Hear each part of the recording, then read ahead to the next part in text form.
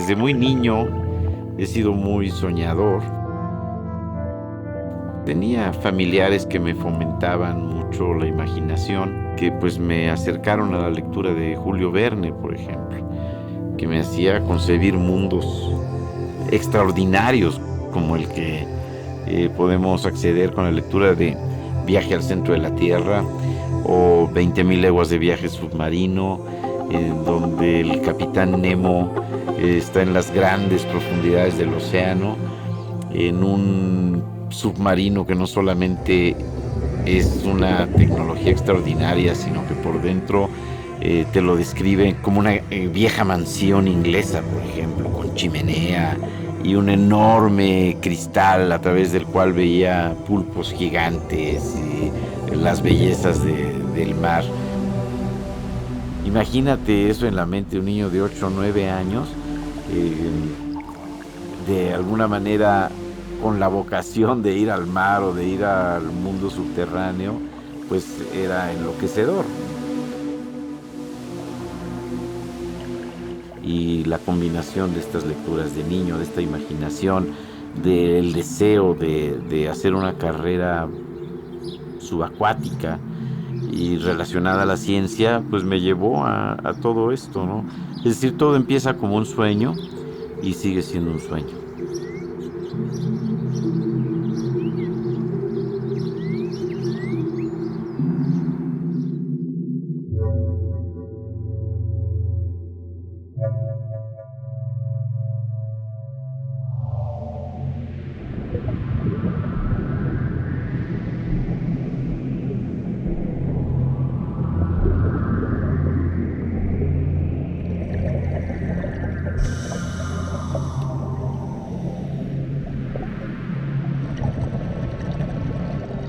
El gran acuífero Maya no solo es una nube de sueños, es un arcón de tesoros naturales y de conocimiento invaluable, del presente y del pasado, todavía en gran parte inexplorado.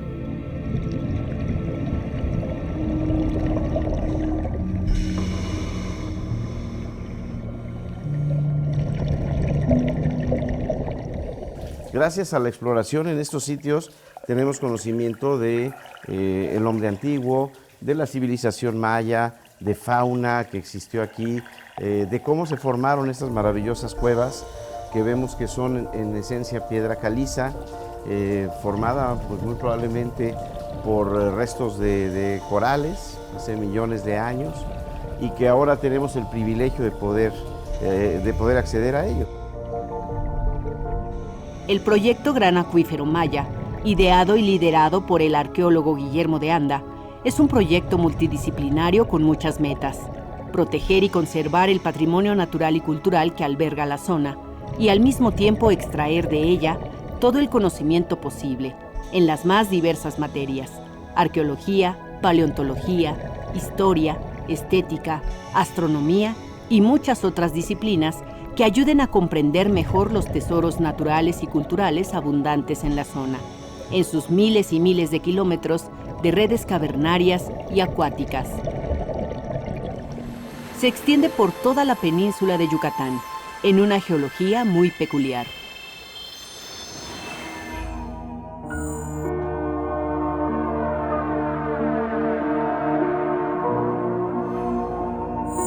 Hace aproximadamente 66 millones de años, el impacto de un asteroide en parte de lo que hoy se conoce como la península de Yucatán cambiaría la vida terrestre generando la extinción masiva de especies, entre ellas los dinosaurios, y creando un cráter de aproximadamente 25 kilómetros de largo, llamado Chicxulub.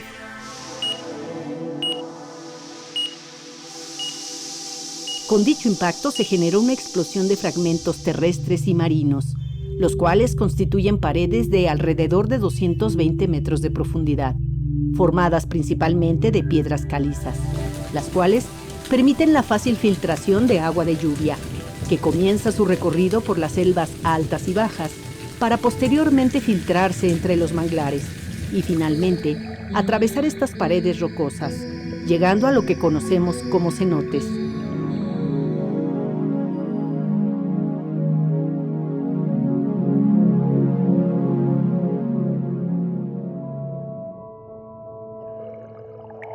He tenido el privilegio de ser testigo de los inicios de la exploración en esta área hace un poco más de 30 años, cuando los primeros exploradores, especialmente de Florida, empezaron a llegar.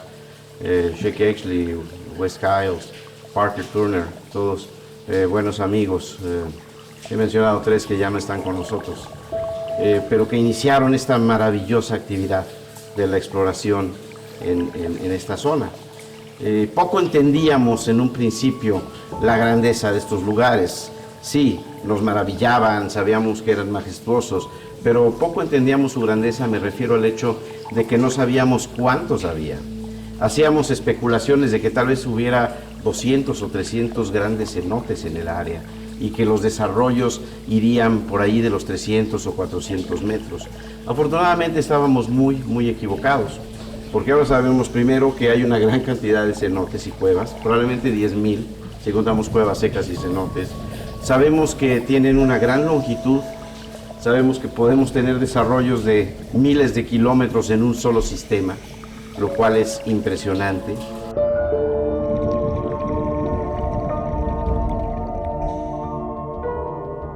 Guillermo de Anda hizo su entrenamiento en Florida hace más de 30 años, convirtiéndose en el primer mexicano con el grado de instructor de buceo en cuevas. En el año 2012, es invitado por National Geographic a ser parte de su equipo de exploradores. Un año después, aparece en la portada de la revista, la única de dicha publicación con la imagen de 3 mexicanos.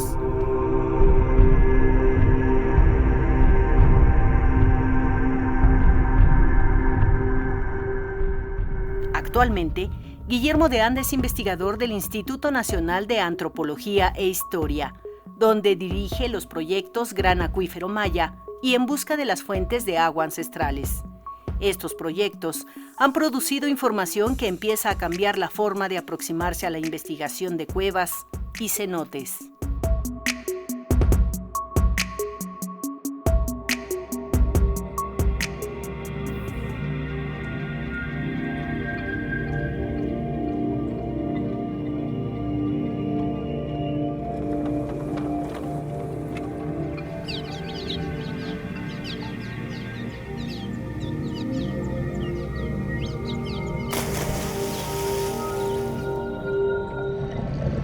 El Gran Acuífero Maya es como un sueño de muchas eras, de muchas edades geológicas, un sueño que espera a ser soñado muchas veces. El primer paso es la exploración, descubrir los tesoros que esta zona oculta, y ha sido la técnica del buceo de cuevas la que ha permitido acceder a tesoros invaluables que la Tierra oculta en sus profundos abismos.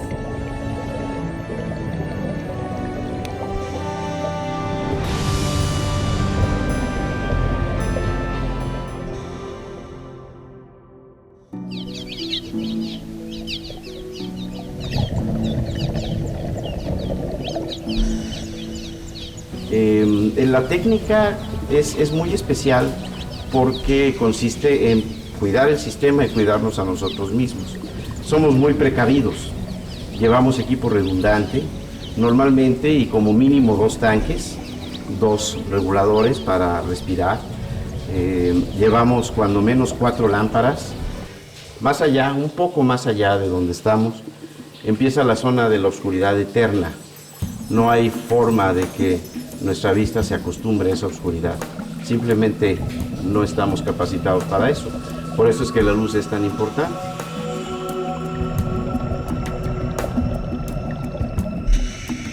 Que tus lámparas estén funcionando, que estén cargadas, que no esté fallando ninguna. Es el elemento que más tiende a fallar debajo del agua, la luz. Y esta es una oscuridad eterna a la cual jamás te acostumbras. Así que si tú te quedas sin luz dentro de una cueva, estás total y absolutamente condenado. Porque hay peligros adentro de estas cavernas, como sedimento que se levanta y no se ve nada en segundos, que es importante de saber y saber cómo trabajar con esos peligros, que todavía se puede salir de esta cueva con vida. When you enter a cave system, you really don't know what you're going to discover, so we need to try and expect the unexpected. In some cases, caves can collapse, passages can become confusing, you can be disoriented, and these are for sure the dangers. And it's something that we do and we accept. So for us, it's a normal activity, but for other people, it would be considered extremely dangerous.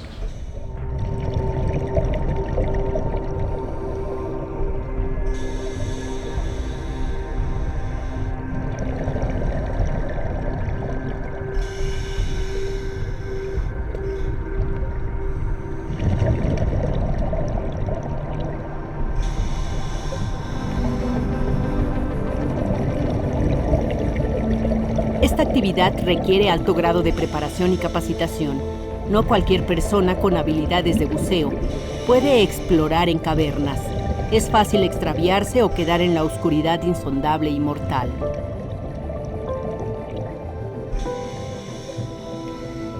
Estos aventureros, estos exploradores, buzos profesionales recordando el mito de Ariadna que con un hilo logró que Teseo encontrara la salida del laberinto, llevan una línea de vida por los laberintos de las entrañas de la Tierra.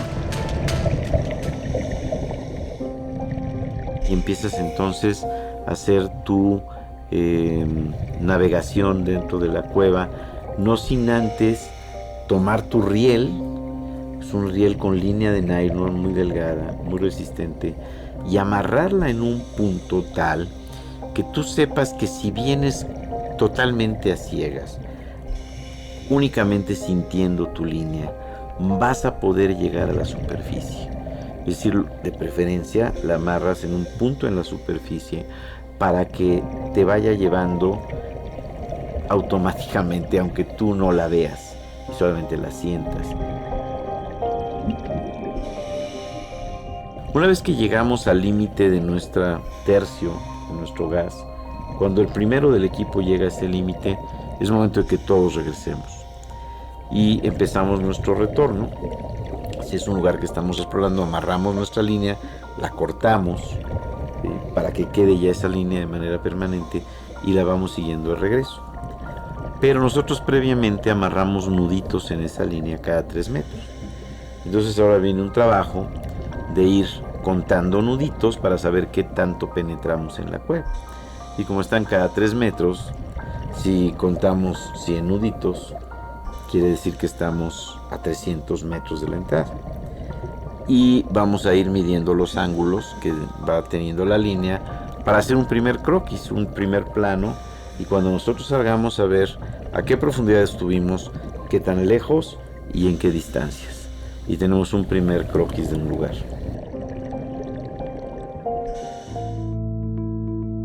Mientras se lanzan a la aventura, los exploradores van creando mapas de los sistemas cavernarios para las futuras exploraciones.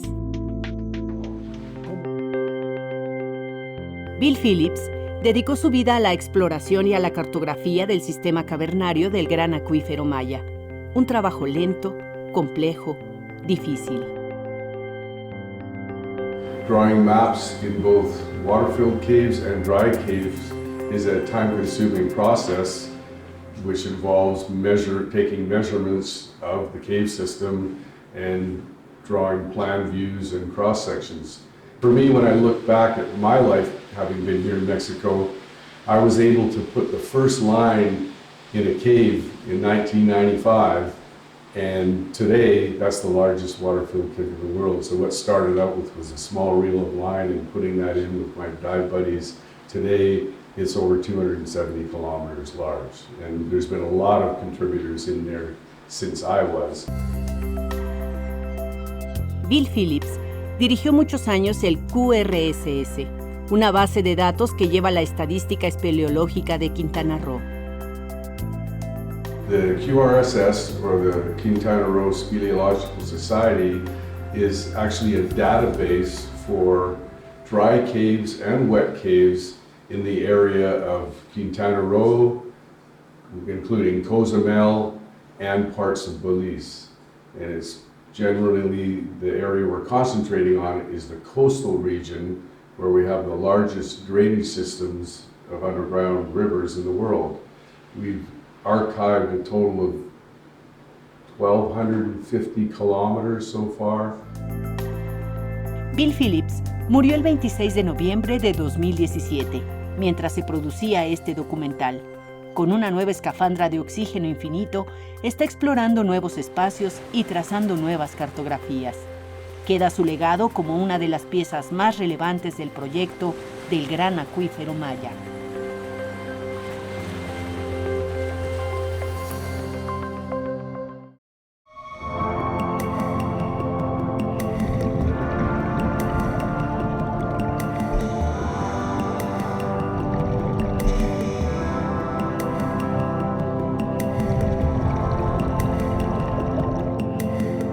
Estamos en un cenote que es parte de un gran sistema que es el sistema Sakaktung, el segundo sistema de cueva inundada más largo del mundo. Tiene dos. Estamos en parte de lo que son 222 kilómetros de cueva inundada. Imagínense 222 kilómetros de laberintos allá abajo. Es extraordinario.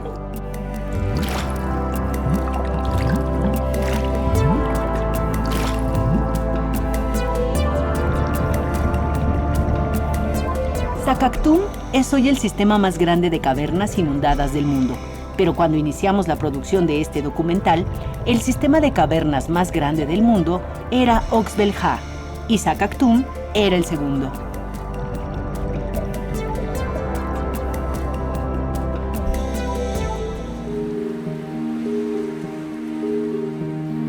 ¿Cómo pasó en estos escasos meses Sakaktung del segundo al primer lugar? Cuando Robert Schmittner, a quien en el Gran Acuífero Maya llamamos cariñosamente Robbie, nos dio esta entrevista, Sakaktung seguía en segundo lugar. Desde el 2003 estoy enfocando mi trabajo de exploración en un sistema que se llama Sakaktung, es maya y significa cueva blanca. Y cuando empecé viendo esa cueva, la cueva tenía 17 kilómetros, pero yo vi en las mapas general que tenía otros sistemas cerca y que el agua estaba corriendo el flujo del agua llegando del noroeste al sureste, y ahí en esta línea tenía varios sistemas. Entonces cuando empecé el trabajo en Sakaktung buscando las conexiones con otros sistemas, tenía 17 kilómetros y hoy en día este sistema tiene 235 kilómetros. Y aparte de esto, el Sakaktung es el río subterráneo segundo más grande de todo el mundo. Pero la cueva número 1 del mundo de grande y el número 3 están al ladito, uno en ese lado y otro en el otro lado del Sakaktung, y para mí es una cueva sola. Entonces, eso es el trabajo que estoy haciendo ahorita, intentando de buscar las conexiones entre la cueva número 1, número 2 y número 3 más grande del mundo, aquí alrededor de Tulum.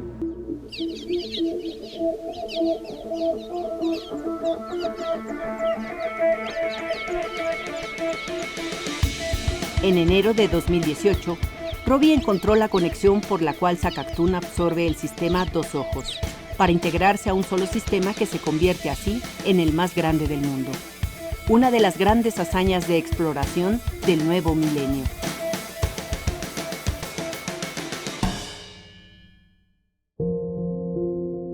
Les platicaba que en noviembre del año pasado falleció un buen amigo, Bill Phillips, un gran cartógrafo, un extraordinario ser humano, un magnífico buzo y un gruñón profesional, ¿no? Un tipazo. Y pues decidimos buscar con mucho más fuerza la conexión para hacerla en honor a él. Robbie está total y absolutamente loco. Ese día dijo, hoy la voy a encontrar. Y se fue. El día anterior tuvo una extraordinaria idea, porque encontró un pasaje muy pequeño en Dos Ojos.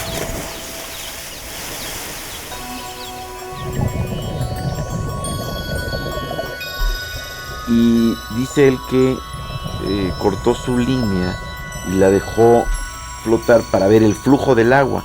Dijo, aquí el agua está fluyendo mucho, esta puede ser la zona de la conexión, donde se unen dos grandes sistemas. Entonces dice que se fue muy rápido flotando su pedacito de línea y se metió por unos recovecos. Y al otro día que regresó, cuando hizo la conexión, encontró del otro lado su línea. Dijo, esta es la conexión. Entró por el otro sistema. Y entonces ese mismo día empezó a buscar un paso. Y se fue haciendo más estrecho.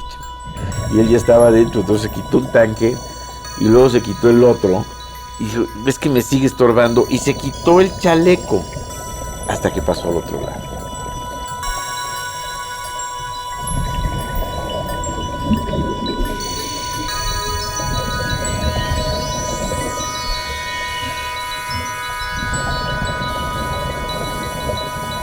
Y logró la conexión.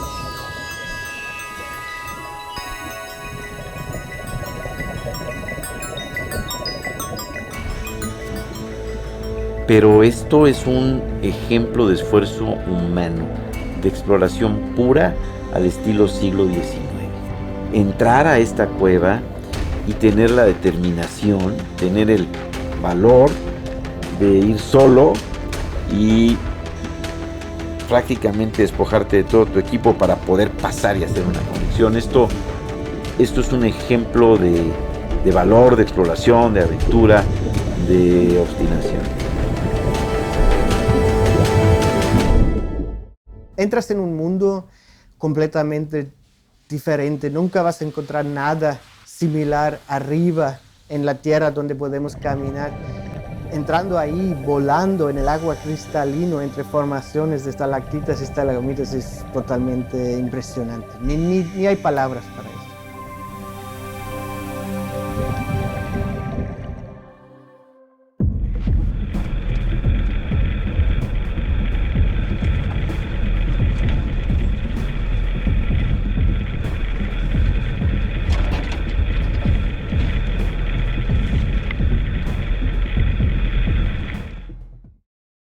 Bueno, descubrimos Hoyo Negro en medio de un proyecto de cartografía que era meramente exploratorio para mapear y en un momento dado llegas a un punto en donde te encuentras con un pozo profundo que es sui generis dentro de todo lo que son los sistemas en Quintana Roo.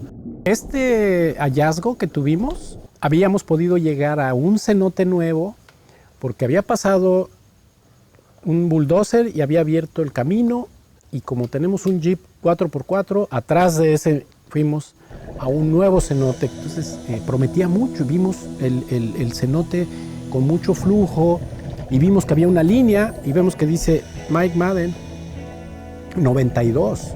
Estábamos en el 2007. Entonces habían pasado como 15 años de que nadie había ido ahí. Y bueno, seguimos la línea y la línea fue unos 600 metros, pero de hecho regresa a sí misma.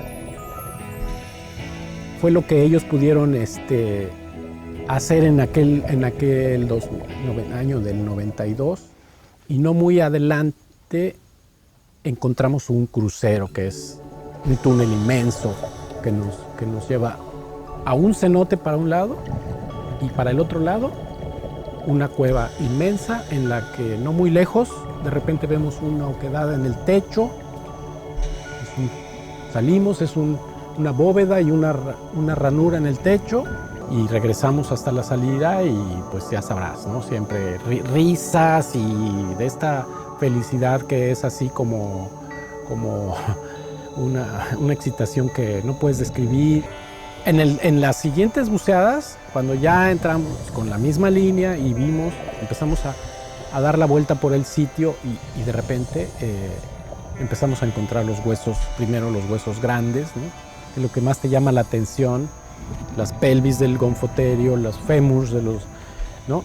Y bueno, me tocó a mí vislumbrar cosas y llamar, decir, miren, vengan a ver esto que está aquí, estamos los tres viendo este grupo de huesos, pero no muy lejos, de repente todos volteamos y aquí hay un cráneo de un humano que es inconfundible, tú sabes que es un humano, ¿no? Y está en una posición muy precaria, recargado el cráneo, invertida la cara, recargado en su húmero. Y wow, ¿no? Es la sorpresa, ¿no? De decir, bueno, ¿qué hay aquí? ¿Qué es todo esto que estamos aquí viendo, ¿no? Nosotros sabíamos que era antiguo porque como se encuentra en una cueva lejana que no está a cielo abierto y que pues nadie pudo haber entrado, esa serie de huesos solo pudieron haber entrado cuando estas cuevas se encontraban secas. Y eso pasó hace más de 10.000 años, ¿no? El proyecto arqueológico subacuático Hoyo Negro se inició después de que 3 espeleobuzos, Alejandro Álvarez, Alberto Nava y Franco Atolini, descubrieron una inmensa oquedad al explorar una cueva inundada en plena selva de Tulum.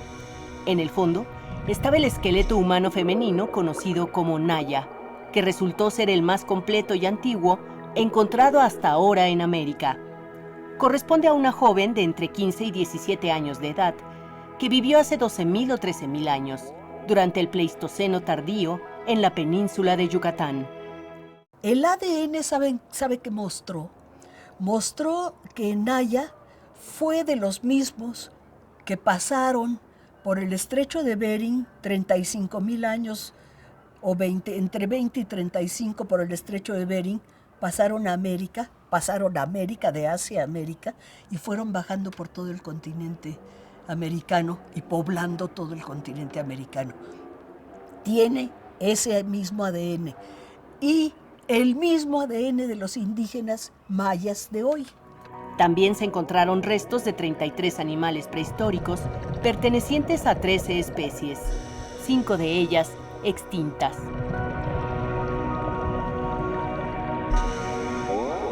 Es un lugar ideal para platicar acerca de la edad del hielo, una época muy diferente a la que estamos viviendo, en la cual en este mismo sitio deambulaban grandes animales como parientes del mastodonte, conocidos como gonfoterios, de los cuales se han documentado varios ya debajo del agua, grandes perezosos, tigres dientes de sable.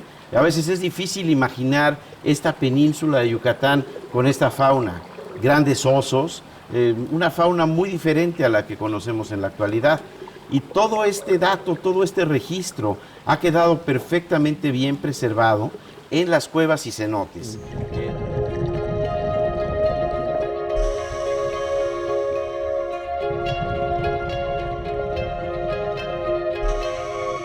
Si nosotros nos remontamos miles de años después de la edad del hielo, tenemos que aquí vivieron los mayas, la gran civilización maya que dependía tanto en forma práctica del agua de los cenotes como de una manera también simbólica, religiosa, ritual.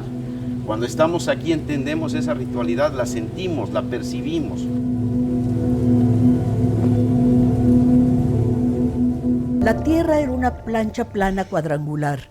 Sobre la tierra plana se levantaban los cielos, que era una especie de pirámide de 13 niveles, ¿sí?, en cuya cúspide habitaba el Dios supremo creador llamado Itzamnah, Dios también de la fertilidad, de la vida en general, porque era Dios creador.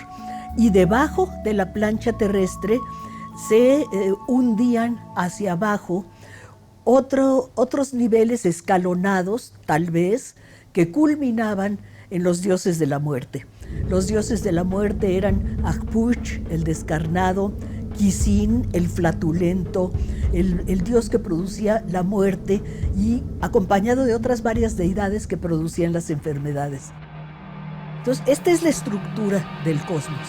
Entonces, el inframundo es toda la parte que está debajo de la plancha plana. Y, por lo tanto, algunas oquedades que había sobre la Tierra se consideraban accesos hacia el inframundo. Entre ellos están los cenotes. Y los cenotes con una significación muy fuerte, porque además tienen agua, muchos tienen agua en el interior, Y en la idea de ellos, al cruzar los distintos niveles, al bajar las escaleras hasta llegar al último recinto, había ríos, había varios ríos que son las aguas del inframundo.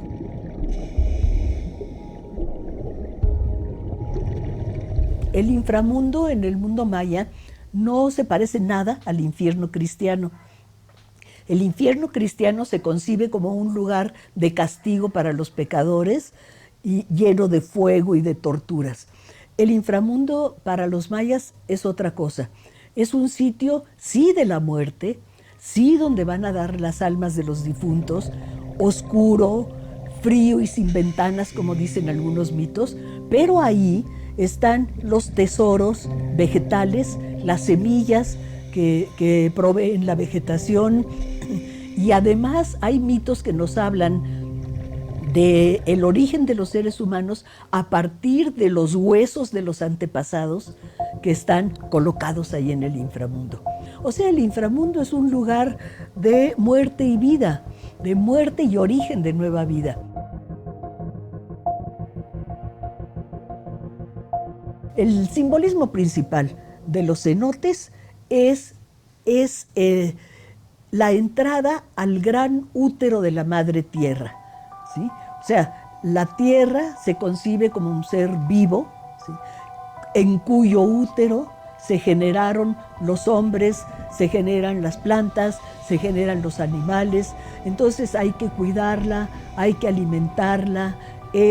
La madre es la cueva del origen, la cueva que va a producir a la nueva vida, los nuevos hombres y el renacimiento de todo aquello que muere.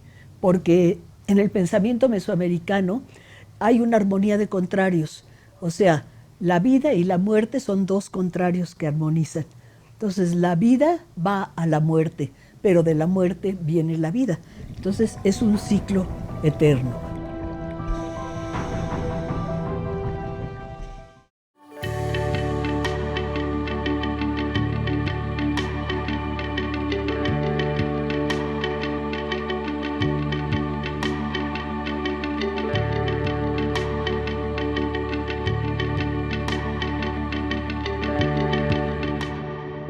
En la época en la que vivió aquí la civilización maya, si hablamos del clásico terminal, el siglo X de nuestra era, sabemos que hubo una gran sequía que redujo el nivel del agua en 8 o 10 metros. Y estos descubrimientos nos empezaron a hacer ver el hecho de que el agua estaba más baja. Los antiguos mayas podían penetrar a distancias que ahora, o lugares que ahora tenemos que hacer buceando, y depositaban ofrendas precisamente por esta desesperación que tenían porque no había lluvia. Estaba el agua de los cenotes que podían tomarla y podrían sobrevivir, pero ¿qué pasa con los cultivos? ¿Qué pasa con la preciada lluvia? Si hay una gran sequía, no hay agricultura. Los mayas dependían de su agricultura.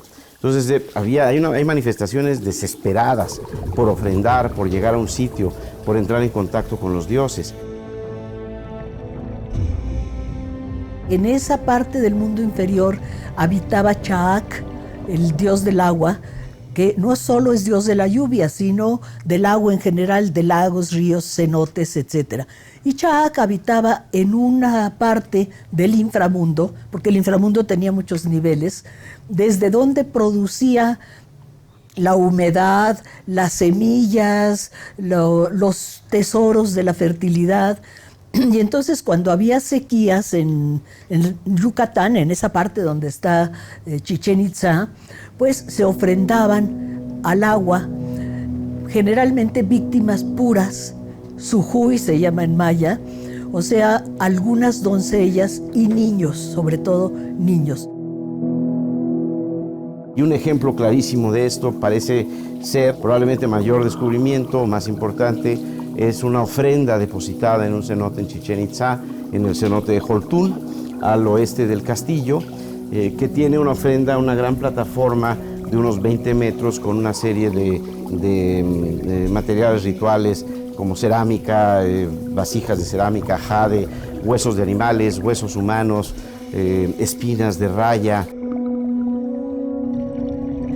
tenían la idea de que los dioses habían creado a los hombres con su propia energía y entonces los hombres debían devolverles a los dioses esa energía divina que habitaba en la sangre y en el corazón principalmente de los hombres.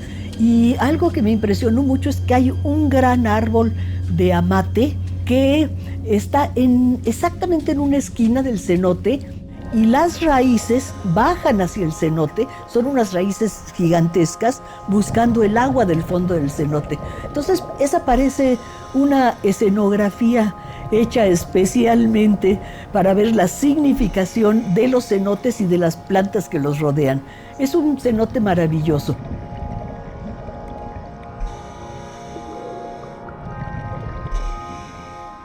Joltún es importantísimo, es otro de los parteaguas en mi carrera y en nuestro proyecto.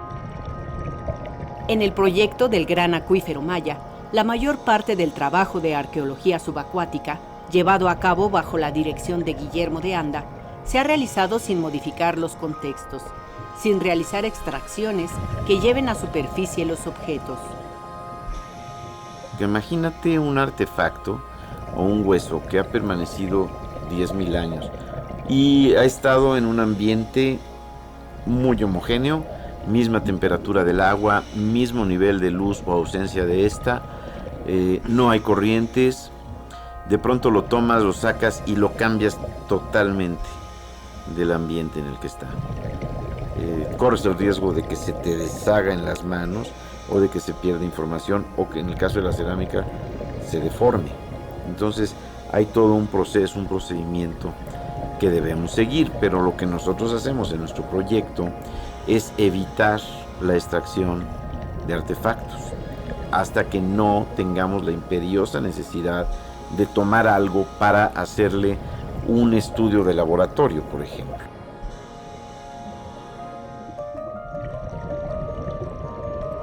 Nuestro sistema es muy innovador y nunca se había hecho. Es decir, hacemos grandes concentraciones, rompecabezas de fotos que después son procesadas con modernos sistemas de software, diseñados incluso especialmente para nuestro proyecto, que se convierten en modelos de tercera dimensión. Esto nos da muchas ventajas. Un modelo de tercera dimensión no solamente es bello, no solamente tienes un artefacto o un conjunto de artefactos o un contexto con una precisión increíble de imagen, sino que puedes ampliarlo, puedes manipularlo, puedes acercarte, alejarte, puedes incluso tomar medidas sobre la misma fotografía y lo más increíble, la puedes reproducir físicamente y puedes tener tus artefactos físicamente reproducidos en algún otro material a través de una impresora de tercera dimensión. Nuestro modelo es totalmente innovador en ese sentido y no existe un modelo en el mundo de arqueología de cuevas sumergidas como los que nosotros tenemos.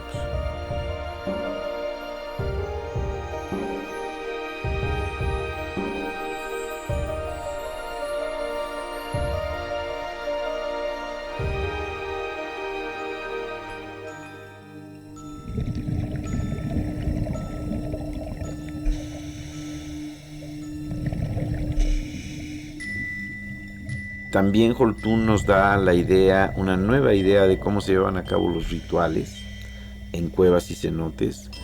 También nos da una idea muy innovadora porque pensamos que los cenotes también eran una especie de observatorios astronómicos. Porque hay una entrada de luz muy especial y cuando la entrada de luz en el cenote está, digamos, en el centro y tiene una forma rectangular, que es la forma labrada en la superficie, es porque el sol está en el cenit. Esto ocurre solamente 2 veces al año, lo que se conoce astronómicamente como el paso cenital del sol. Y lo que sucede es que el sol está tan al centro y tan alto que ilumina la entrada de Joltún y forma un rectángulo increíble.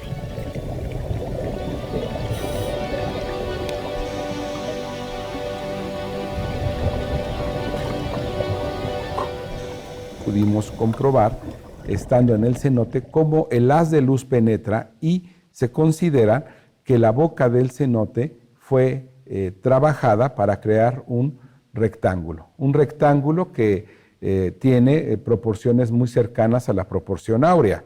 Es una luz que entra al inframundo, se refleja en el inframundo y logra salir. Creemos que esto fue muy simbólico para ellos y que esto permitió tener el calendario sin un desfase. Creemos que con los observatorios que tenían, no solamente los mayas, sino demás culturas de Mesoamérica que calibraban el paso cenital del sol, podían estar justamente en el momento que se estaba viviendo. O sea, calibraban el calendario a través de la proyección del sol en cámaras oscuras. Así que el cenote de Holtún también lo tendríamos que considerar como una cámara oscura. Holtún pues habla también de la gran precisión y de la gran sabiduría astronómica que tenían los mayas. Todo es simbólico entre los mayas, o sea, hay un simbolismo profundo en toda su cultura. Simbólicamente, los caminos representan la Vía Láctea, que es el gran sacbé del cielo, dicen ellos, el gran sacbé por donde caminan los astros en el cielo. Entonces, ese gran sacbé del cielo tiene su imagen, o sea, se refleja como en un espejo en los que construyen los hombres.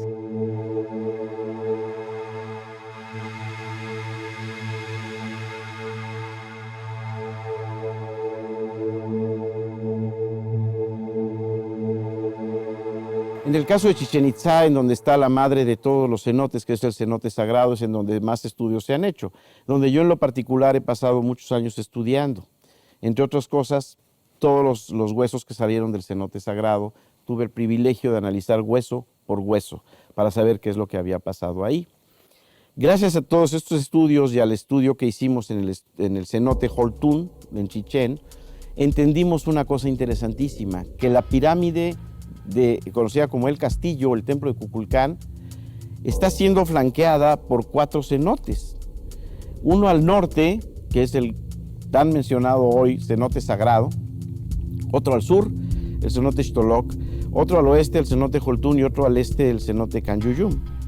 Cuando digo norte, sur, este y oeste, no estoy hablando así nada más por hablar. Si ustedes en un plano trazan 2 líneas, una entre el sagrado y el Xtolok, norte-sur, y otro Holtún, Canyuyum, oeste-este, el punto de intersección de esas 2 líneas es el castillo. Esto nos empezó a decir muchísimas cosas. La tradición oral nos decía otras. La tradición oral, la gente que vive alrededor de Chichén, los viejos sabios, nos hablaban siempre de estas leyendas, de estos mitos, de grandes caminos debajo del sitio. Me hablaban de un sacbé quiere decir un camino blanco construido por los mayas, que estaba entre la pirámide y el juego de pelota, y se decía que ahí los gemelos divinos habían transitado, los gemelos divinos del Popol Vuh que salvaron a la humanidad. Hay toda una leyenda. Hay otro mito fantástico que habla de un camino que va debajo del cenote sagrado y llega a la Gran Tenochtitlán. Y hay un mito extraordinario que siempre hablaba de una gran caverna debajo del castillo. Este mito lo tomamos muy en serio cuando vimos la alineación de los cenotes con el centro.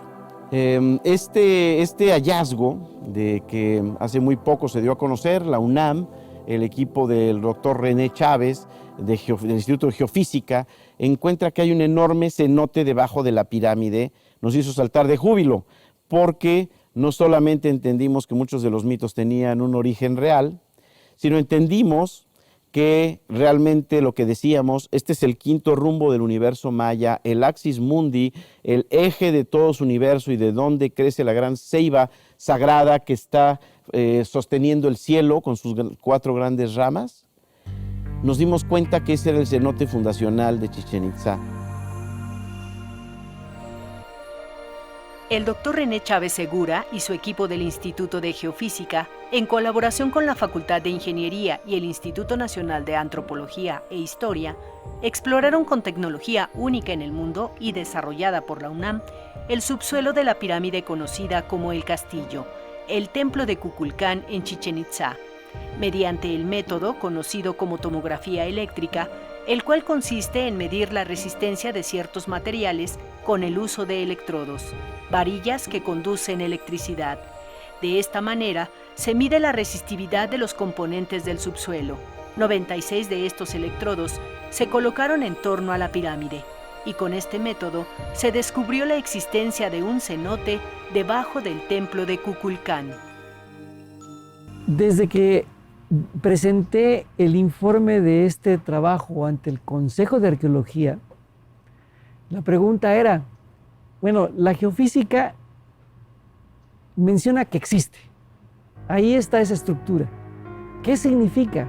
Algunos de mis colegas arqueólogos me han comentado que esto no significa más que la necesidad de los mayas o de nuestros ancestros en explicarse el origen de la humanidad.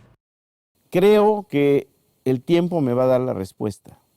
Este cenote debe tener una ofrenda importante, que fue la ofrenda fundacional del sitio. Por el momento no se puede bucear, es un cenote que sabemos que está ahí abajo. Sabemos que tiene agua, porque las resistividades, el modelo que obtuvimos, así lo indica. O sea, son resistividades bajas, indicando que hay una buena conducción de la corriente. Y un elemento que conduce de manera adecuada la corriente es el agua, y si está mineralizada, mejor. Pudimos hipotéticamente encontrar una posible entrada. Suponemos que pudiera existir hacia la escalera oeste, a una profundidad de unos 2 o 3 metros, pero no estamos seguros. Se ve como un camino, pero está por debajo de la pirámide. Yo creo que estos recientes hallazgos son verdaderamente espectaculares, porque siempre se conocían los cenotes, se conoce la arquitectura, pero que claramente estén planificadas en relación con cenotes, realmente es un hallazgo espectacular, porque implica precisamente una observación, un conocimiento muy preciso. Además, la arquitectura siempre es que sabían exactamente planearlo, ¿no? Y construirlo implica conocimientos de arquitectura, de ingeniería para construir, pero también implica la existencia de esa cosmovisión que dice que el interior de la Tierra está lleno de agua y que ese agua es fundamental para la vida. Los mayas antiguos eran grandes astrónomos y matemáticos, y con las pocas herramientas que tenían, con hilos, hacían grandes cálculos astronómicos, literalmente, y sabían dónde iba a salir el sol tal día, cómo iba a afectar el sitio, y sabían perfectamente dónde estaban ubicados los cenotes, y sabían que los cenotes eran sagrados y que eran una gran protección, y que era de dónde venían los bienes, que era de dónde venía el alimento, que era de donde emanaba la lluvia para después caer sobre sus campos de cultivo. Entonces es todo un complejo de asociaciones que se reflejan en la religión, no solo de otras partes de Mesoamérica, pero muy importante en la religión maya, y que en el fondo se basan en unas observaciones muy precisas de las condiciones naturales, y eso es lo que a mí me llama mucho la atención.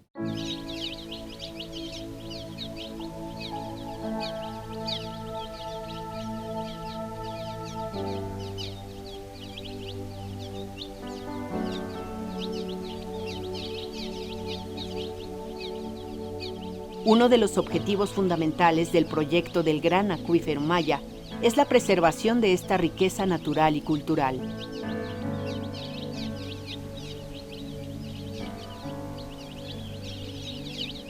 Estos sitios son bellos, pero también son muy vulnerables, son muy frágiles. Estos sitios han existido sin la intervención del hombre durante eras y eras. Estamos plantando ciudades encima de este acuífero y les estamos dejando ir toda la contaminación. Eso en la parte de la tierra. En la parte del mar se está rellenando manglar, se está se está construyendo sobre la duna. Entonces estamos rompiendo un poco el balance de todo este ecosistema que está aquí en la costa.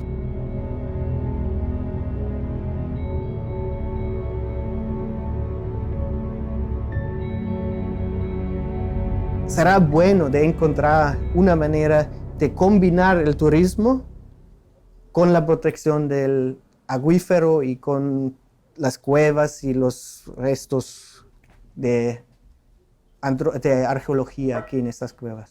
As cave divers and people that get to see these pristine environments, it's natural to become a conservationist. I mean, it's just so beautiful. You want to preserve the environment. And of course, with the development, pollution is a very big concern.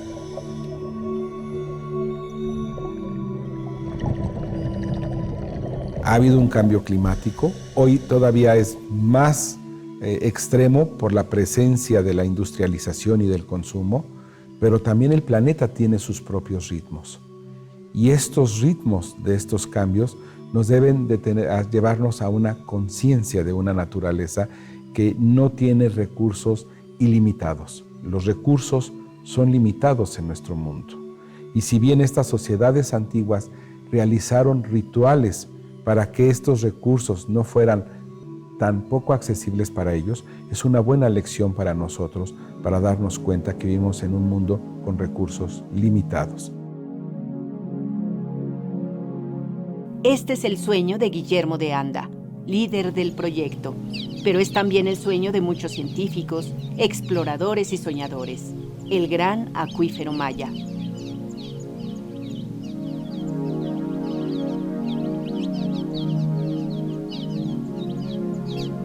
El proyecto me parece muy importante para dar a conocer la significación de los cenotes y del trabajo de arqueología subacuática que se realiza en México.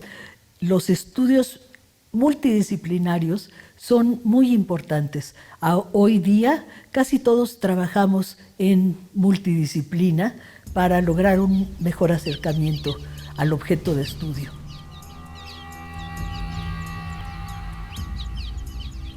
El punto en el que está la arqueología subacuática en este momento es un punto maravilloso, muy prometedor, y creo que vamos a entender mucho más del poblamiento temprano de América, de la biogeografía a través de la fauna que encontramos, de la biogeografía antigua, de la civilización maya misma, los rituales, su interacción con este medio increíble que es el inframundo maya.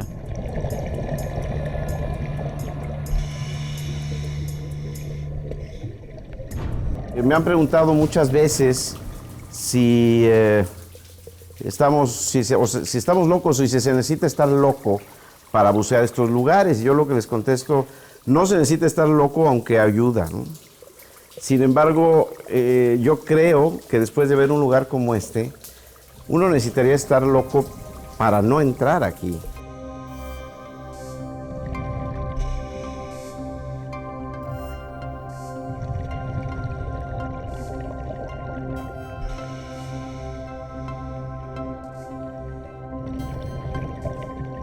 El gran acuífero maya es un territorio que está ahí para todos los que quieran visitarlo, explorarlo, estudiarlo, cuidarlo y protegerlo. El proyecto Gran Acuífero Maya es una suma de objetivos, de logros y de mucho trabajo colaborativo. Pero es también el placer de la aventura, de vivir experiencias únicas, de la exploración profesional y del descubrimiento científico. Porque la exploración y la ciencia son una pasión.